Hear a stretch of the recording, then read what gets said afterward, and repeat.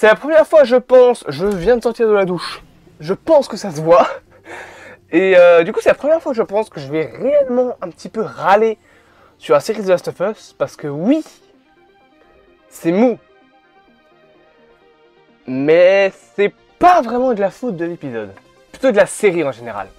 On va en reparler. Bien évidemment, si tu n'as pas vu l'épisode de The Last of Us, quitte immédiatement cette vidéo. Sinon, je vais te spoiler. Là, je vais carrément te spoiler Left Behind, le DLC de The Last of Us 1. Donc si en plus tu ne veux pas être spoilé concernant l'histoire des jeux, pourquoi tu regardes la série déjà, abruti, mais surtout, quitte cette vidéo, bien évidemment. Bonjour à tous amoureux du cinéma, hein, j'oublie mes formules de politesse. On est parti pour parler de The Last of Us, épisode 7 qui, oui, a des défauts et il va falloir en parler. Get ready to run.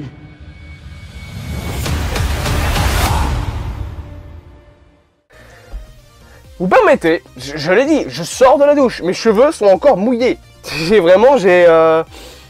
terminé l'épisode pendant que j'étais en train de me doucher. Voilà, pour vous dire. Alors, ça va, c'était que 5 secondes. Enfin, c'était que les 5 dernières minutes de l'épisode, donc bon, j'ai rien raté de grand chose. Mais voilà, j'ai terminé l'épisode pendant que j'étais en train de me doucher. The Last of Us épisode 7, donc, sorti aujourd'hui, qui donc, vous le savez, développe et surtout adapte le DLC The Last of Us Left Behind, qui, même avec les gens que je connais qui ont aimé The Last of Us, est un petit peu le canard noir, j'ai envie de dire, enfin le méchant petit canard de la trilogie, entre guillemets, The Last of Us, dans le sens où c'est le truc le moins poussé, on va dire, hein. Left Behind n'est pas, est pas aussi bon, par exemple, que The Last of Us 1, et The Last of Us 2. Bon, moi personnellement, je pense que The Last of Us 2 est quand même inférieur au premier. Mais voilà, chacun son avis concernant la série. The Last of Us Left Behind, qui malgré tout a quand même énormément de scènes touchantes. Et cet épisode, en plus d'adapter Left Behind, il me semble, adapte également les 3 comics. C'est 3 ou 4, je sais même plus. Donc de The Last of Us. Alors, on voit pas Marlène, on voit pas la scène où Marlène donne le couteau de la mère d'Ellie à Ellie, chose qui aurait pu être dans cet épisode là, hein, parce que quitte à faire un truc flashback, autant faire un flashback de tout. Donc ça c'est un petit problème, je pense, c'est que autant si c'est pour adapter Left Behind et donc faire un flashback sur la vie de Ellie avant, ben allez-y, mettez-nous Marlène, mettez-nous l'histoire du couteau, mettez-nous l'histoire de la mère d'Ellie, mettez-nous tout. Alors apparemment elle ferait un caméo dans la série, peut-être dans les épisodes 7 et 8, mais en attendant, ce qui est sûr, c'est que ça aurait pu être dans l'épisode 7, je pense. Après, c'est mon avis. Puis tu vas me dire, les comics de The Last of Us sont pas le truc le plus important concernant l'histoire de la franchise. Mais voilà, c'est juste, moi j'aurais pu attendre ça dans l'épisode, mais c'est pas le cas. Ça sera probablement dans les autres épisodes, parce qu'on sait que la mère de Ellie sera dans la série. Elle n'est pas dans le jeu, elle est dans la série. C'est tant mieux, on va dire, ça fera un petit rajout concernant le jeu vidéo. Mais donc voilà, ça adapte Left Behind. L'épisode en lui-même est bien, en vrai, il est bien, il adapte bien le jeu, mais j'ai quelques réserves. Je vais mettre mes cheveux comme ça, ils sont méchants. Déjà, premièrement, c'est mou, faut le dire, il y a un moment, faut le dire, l'épisode est mou, parce que Left Behind a beaucoup moins d'infectés que ce qu'on peut voir dans The Last of Us 2 ou dans The Last of Us 1, puisqu'ils se centrent énormément sur, en fait, c'est l'histoire de Ellie et Riley. Avant, donc c'est 3 semaines avant que Ellie ne rencontre Joel. Donc bien évidemment, il y a moins d'infectés. Mais je trouve que l'épisode est mou parce qu'il prend trop son temps sur des petits détails. Genre quand il passe devant le magasin, d'ailleurs je sais pas compris c'était quoi comme magasin, c'est un magasin de sous-vêtements en tout cas si. Ou alors c'est un magasin de trucs un peu interdit moins de 18 ans et je suis vraiment trop pas coincé mais voilà, je suis pas à jour sur ce niveau là, mais donc il s'arrête devant un magasin.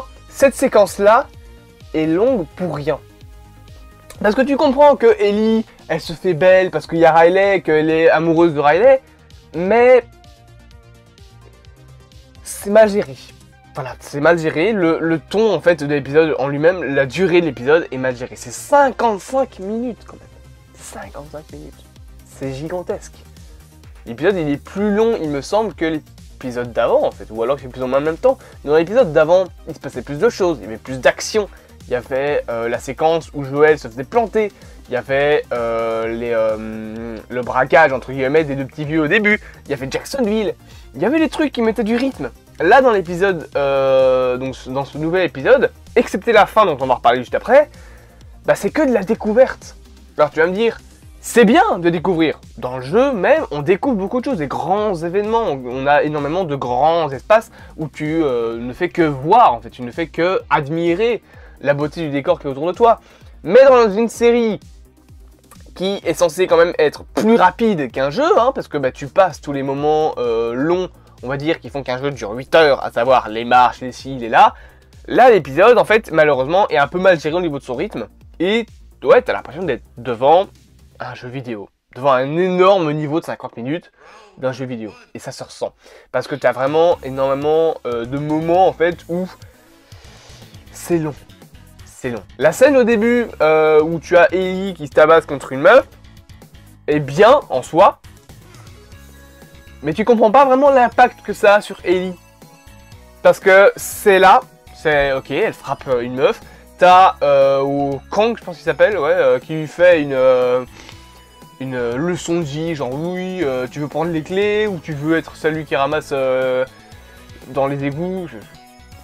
Si t'as pas le côté métaphorique de la chose, tu comprends juste qu'il veut lui donner ses clés. Je dis ça, je dis rien. Mais donc tu as cette séquence qui est en soi pas si mal, mais qui n'ajoute rien au final dans le développement de Ellie. Pourquoi? Parce qu'elle s'en fout complètement. Elle s'en bat les couilles. Du coup, bah, juste elle récupère son baladeur. Elle a tabassé la gueule d'une meuf. Et puis ça blague dessus quelques secondes après avec Riley. Pas plus en fait d'événements vraiment dans le développement d'Ellie. Parce que c'est pas ça qui va le développer. Donc cette séquence ne sert pas à grand chose. Dans le sens où faire partie de la Fedra, elle s'en fout. Ce qui va la développer, c'est le développement de sa relation avec Joël. Là, elle va comprendre qu'elle doit avoir des responsabilités, etc. À ce moment-là de l'histoire, avoir des responsabilités, elle s'en branle. C'est pas ça qui l'intéresse. Elle, ce qui l'intéresse, c'est vivre sa vie peinard et Riley. Et en parlant de Riley, j'ai un truc à dire. Bon, ça on s'en fout complètement. J'ai un problème au niveau du casting. Alors c'est pas comme avant où on parle de ressemblance avec les personnages, avec Ellie, ça en vrai, Riley, bon, ça va, elle lui ressemble encore assez bien. Juste ça se voit tellement qu'elle a pas 17 ans. Autant Bella Ramsey, ça va, elle fait encore 16-17, elle joue un personnage de 14 ans, ça passe, tu vois, ça passe. Mais là l'actrice, je sais plus comment elle s'appelle, mais l'actrice qui joue Riley, ça se voit à des kilomètres qu'elle a pas 17 piges. Et du coup, t'as l'impression vraiment qu'il y a 14 ans de différence entre Ellie et Riley dans cet épisode-là. En plus, ce qui aide pas, c'est que Bella Ramsey est une personne assez petite, hein, elle est petite de taille, ce qui va bien avec le fait qu'elle joue un personnage de 14 ans. Tu vas me dire, ok, c'est oui, d'accord, je comprends tout de suite. Mais, de l'autre côté, t'as l'actrice qui joue Riley, qui est 40 cm plus grande qu'elle. Sur certains plans, t'as vraiment l'impression que Riley, elle a 20 piges et Bella Ramsey, elle en a 14. Donc voilà, j'ai un problème là-dessus, c'est au niveau du casting, en fait, elle fait pas du tout 17 ans. Elle ne fait pas du tout 17 ans. Et en soi, c'est pas un problème, parce que bon, Pedro Pascal, il a pas 56 ans non plus, hein, il a la quarantaine, je pense. Donc ils doivent recolorer ses cheveux en blanc pour qu'il fasse plus vieux, et même comme ça, il fait pas 50 ans, Pedro Pascal, je suis désolé. Mais là, le problème qu'il y a en fait, c'est que, tu vois, Bella Ramsey, qui déjà n'a pas vraiment l'air d'avoir 14 ans, mais encore ça va, mais l'actrice de Riley fait pas du tout 17 ans. Donc la différence d'âge se voit, mais largement plus forte. C'est un petit peu con, mais moi personnellement, ça m'a retiré de certaines scènes de la série, vraiment. Ça m'a détaché de certains moments de l'épisode, parce que je me dis, mais ça se voit tellement pas que... Enfin, ça se voit tellement plutôt qu'elle joue un rôle et qu'elle a pas du tout 17 ans. Alors en soi, c'est pas grave, mais ça peut détacher certaines personnes de la série. Moi, ça m'a détaché de la série.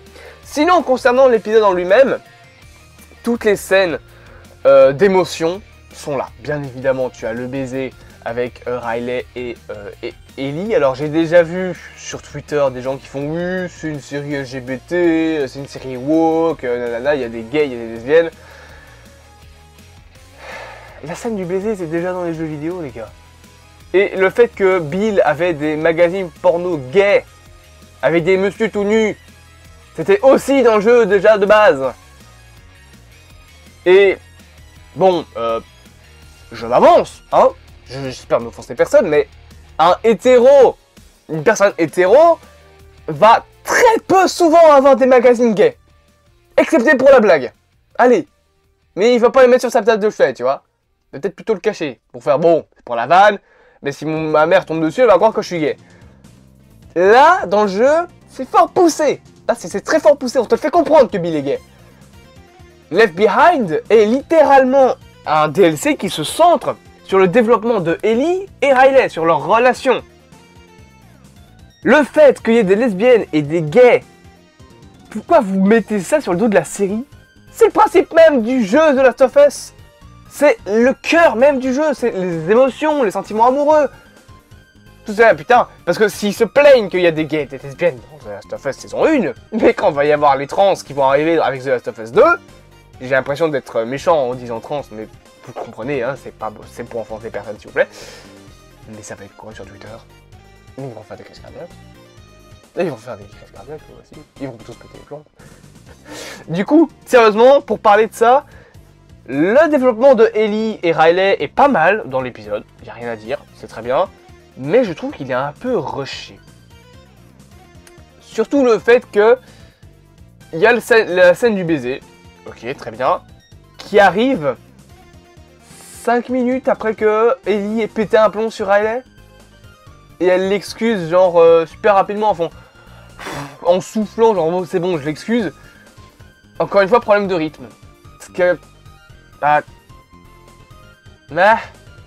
bon tu comprends très bien pendant tout l'épisode que Ellie est amoureuse de Riley mais bon putain elle s'est quand même pris 2 coups bas de suite de la part de Riley quoi donc voilà. Et enfin bien évidemment la dernière chose dont j'ai envie de parler c'est la fin. La fin qui est comme le jeu. Donc tu as Riley et Ellie qui comprennent qu'elles sont blessées finalement.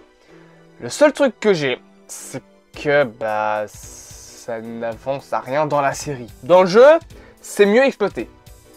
Je trouve, dans la série, ça s'arrête trop net. C'est genre directement, paf, Riley c'est terminé et hop on repart sur Joel qui est blessé et Ellie qui le soigne. Alors tu comprends que donc en gros tout l'épisode est entrecoupé de scènes où tu vois Ellie qui essaye de soigner Joel et tu comprends très bien qu'en fait elle est juste en train d'avoir des échos de ce qui va se passer avec Riley et que c'est pour ça qu'elle dit ta gueule à Joel, elle court vraiment pour trouver de quoi le soigner parce qu'elle n'a pas envie de le perdre comme Riley. Elle sait que Joel, lui, il peut être infecté et surtout il peut mourir là où Ellie, elle sait très bien que elle va moins vite avoir des chances de décéder parce que elle est immunisée au cordyceps. Donc c'est pour ça qu'elle sauve du mieux qu'elle peut Joel le plus vite possible parce qu'elle a encore les échos de Riley qui est morte à cause de ça. Bien évidemment, c'est pas montré dans la série, t'as pas le coup de feu ou quoi que ce soit comme dans Left Behind, hein, il me semble, que tu vois pas la mort de Riley, mais tu le comprends très bien. C'est une chose qui est bien faite, on va dire, dans l'épisode. Mais la fin en elle-même, la toute fin, où tu as juste la séquence avec Riley qui donne les 2 fameuses options. Je sais pas, j'ai une sorte de mou, en fait, dans cette scène-là. Parce que c'est moins bien exploité que dans le jeu, je trouve.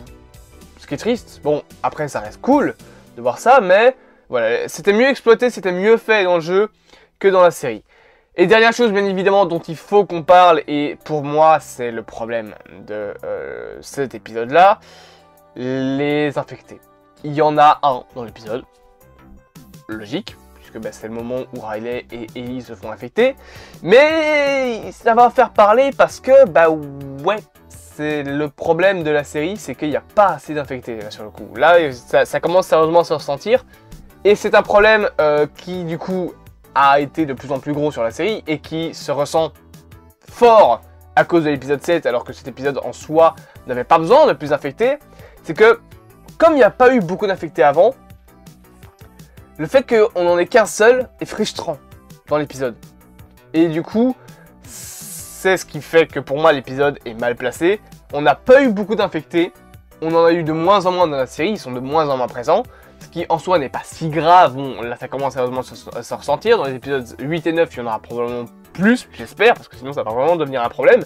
Mais l'épisode 7, le problème de cet épisode-là, c'est que il n'avait pas besoin de beaucoup d'infectés, puisque lui, c'était surtout développer le passé de Ellie, développer la relation entre Ellie et Riley, expliquer surtout comment est-ce que Ellie a été infectée et comment est-ce qu'elle a appris qu'elle a été immunisée. Mais comme il n'y a pas besoin de beaucoup d'infectés, ça arrive à un moment de la série où les gens demandent des infectés. Donc, c'est mal placé. Alors après, tu vas me dire, le mettre plus tôt aurait été idiot, parce que là, c'était développer le personnage de Ellie trop tôt comparé à la relation principale de l'histoire, donc celle entre Ellie et Joel. Mais, comme il n'y a pas eu beaucoup d'infectés dans toute la série, ça commence à se ressentir. Ce qui est con, parce qu'en vrai, l'épisode 7 ne devait pas avoir plus d'infectés que ça, mais voilà, il est mal placé dans, on va dire, la chronologie de l'épisode, ce qui fait qu'il peut être frustrant et parfois mou par moment. En conclusion, du coup, cet épisode en soi n'est pas mauvais. J'ai juste une dernière chose à dire, c'est concernant la musique. La musique de cet épisode est incroyable. Mais il y a une musique qui, moi, m'a mis du chaud au cœur. Il y a Take On Me. Ça fait écho, bien évidemment, à la scène avec Dina et Ellie dans The Last of Us 2, où tu as Ellie qui, à la guitare, te chante Take On Me. Sachez que cette reprise de Ellie de Take On Me est dans ma playlist Spotify, sur mon téléphone. Et là, le fait de mettre Take On Me durant la scène des élévateurs, enfin des escalateurs, donc les escaliers électriques, je vais pas vous apprendre c'est quoi un escalator. Moi, personnellement, ça m'est mis chaud au cœur, parce que je disais genre, oh, c'est Take On Me. Voilà. Cette scène est vraiment cool parce que la musique est cool et fait écho bien évidemment au second jeu avec Dina, avec la séquence de guitare. D'ailleurs, bien évidemment, on attend toujours la fameuse scène de la guitare avec Joel qui devrait arriver d'ici peu, bien que je ne sais plus si c'est dans le premier ou dans le 2 qu'il y a cette scène. Non, c'est dans le 1. C'est dans le 1, je pense, ouais. On verra de toute façon. Mais en attendant, bien évidemment, ça fait écho à The Last of Us 2 avec Take On Me. Donc les musiques en soi de cet épisode-là sont incroyables. La réalisation aussi est très belle, surtout tout ce qui est bien évidemment jeu de lumière. Quand ils arrivent dans le centre commercial, c'est magnifique, parce qu'il y a de la lumière de partout, il y a de l'ambiance, des couleurs différentes de partout, des auras de lumière qui vont sur tous les recoins du centre commercial, c'est magnifique à voir. Donc niveau réalisation, c'est très bien fait, franchement, ça il n'y a rien à dire. Musique, c'est excellent, juste c'est le rythme j'allais dire du scénario, mais de l'épisode en lui-même qui pêche et qui fait que l'épisode est un petit peu mou et frustrant, bien que en soi, dans le reste, il est magnifique. Il est magnifique. J'espère donc que cette petite critique de ce 7e épisode de The Last of Us vous aura plu. Bien évidemment, n'hésitez pas à vous abonner, à partager, à liker, à me dire en commentaire ce que vous pensez de ce nouvel épisode de The Last of Us. En attendant, je vous dis à plus à moi sans du cinéma. Passez une bonne journée et à dans une semaine du coup pour l'épisode 8 qui sera l'avant-dernier. Et ouais.